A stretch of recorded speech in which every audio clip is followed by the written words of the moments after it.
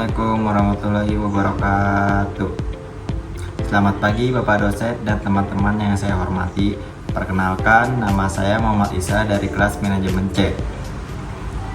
Halo teman-teman, pernah nggak sih kalian tiba-tiba dapat SMS atau WhatsApp atau telepon penawaran pinjaman asuransi atau undian padahal merasa tidak pernah mendaftar, atau akun media sosial tiba-tiba diretas karena data kita bocor?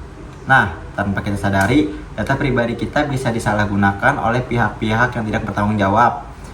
Karena itu, pada video kali ini saya akan membahas perlindungan data pribadi konsumen, mulai dari pengertiannya, jenis-jenisnya data pribadi, resiko kebocoran data, hingga bagaimana cara melindungi data kita sesuai dengan Undang-Undang Perlindungan Data atau UU PDP. Baik, selanjutnya adalah pengertian data pribadi. Data pribadi adalah informasi yang berkaitan dengan seseorang dan bisa juga digunakan untuk mengidentifikasi orang tersebut baik secara langsung maupun tidak langsung. Contoh data pribadi berikut adalah nama lengkap, nomor KTP atau NIK, nomor telepon, alamat rumah, email, foto dan video, data rekening bank, data lokasi, atau riwayat belanja online. Sebagai konsumen, kita harus memberikan data pribadi saat belanja online, mendaftar aplikasi, mengisi formulir, atau menggunakan layanan digital. Karena itu, data pribadi harus dilindungi dengan baik. Selanjutnya, jenis-jenis data pribadi. Menurut UU Perlindungan Data Pribadi dibagi menjadi dua. Yang pertama adalah data pribadi umum. Contohnya seperti nama, jenis kelamin, kewarganegaraan, agama, atau status perkawinan. Data ini memang sering digunakan tetapi tetap tidak boleh disalahgunakan. Yang kedua adalah data pribadi atau spesifik.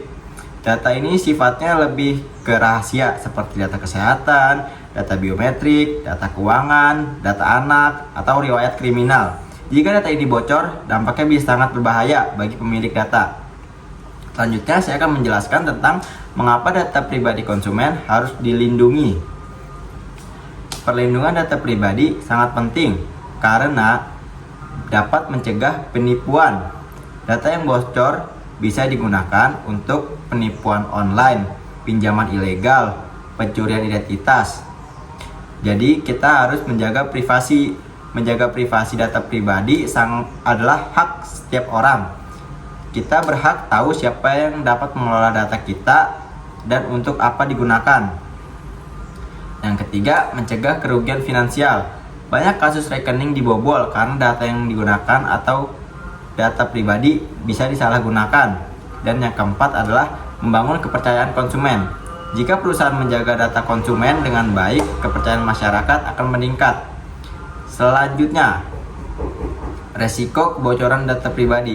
Jika data pribadi tidak dilindungi, resikonya antara lain adalah yang pertama, pencurian identitas. Data KTP bisa digunakan untuk pinjaman online tanpa sepengetahuan kita.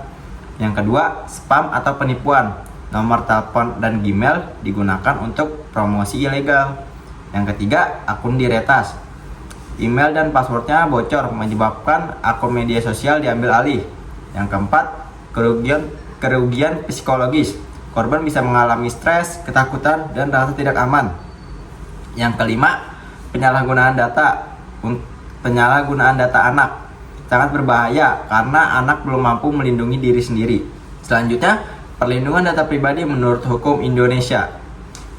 Indonesia sudah memiliki Undang-Undang Nomor 27 Tahun 2022 tentang perlindungan data pribadi atau bisa disebut UU PDP. Beberapa poin penting dalam UU PDP. Yang pertama adalah hak konsumen. Hak konsumen terbagi menjadi beberapa bagian. Yang pertama, hak konsumen, hak mengetahui penggunaan data. Yang kedua, hak memperbaiki data. Yang ketiga, hak menghapus data. Yang keempat, hak menarik persetujuan. Yang kelima, hak mengajukan pengaduan. Selanjutnya, kewajiban pelaku usaha. Yang pertama adalah menggunakan data sesuai tujuan, menjaga keamanan data, dan tidak menyebabkan kebocoran data tanpa izin, dan melaporkan jika terjadi kebocoran data. Selanjutnya, sanksi pelanggaran. Apa itu sanksi pelanggaran? Sanksi pelanggaran itu ada denda administratif, sanksi pidana, hukuman penjara, dan denda hingga miliaran rupiah. Ini menunjukkan data pribadi adalah hal yang sangat serius. Selanjutnya, bagaimana cara melindungi data pribadi sebagai konsumen? Berikut adalah langkah-langkah sederhana yang bisa kita lakukan. Yang pertama adalah jangan sembarangan membagikan data, pastikan platformnya terpercaya. Yang kedua adalah gunakan password yang kuat, kombinasi huruf, angka, dan simbol. Yang ketiga adalah aktifkan verifikasi 2 langkah, terutama untuk email dan media sosial. Yang keempat, hati-hati dengan link mencurigakan, jangan asal klik link dari nomor tidak dikenal. Yang kelima, baca kewajiban privasi, meski panjang, penting untuk tahu bagaimana data kita digunakan. Baik, di sini saya akan menjelaskan tentang sebagai konsumen di era digital. Kita harus lebih sadar dan peduli terhadap data pribadi. Perlindungan data bukan hanya tanggung jawab pemerintah atau perusahaan, tetapi tanggung jawab kita sendiri.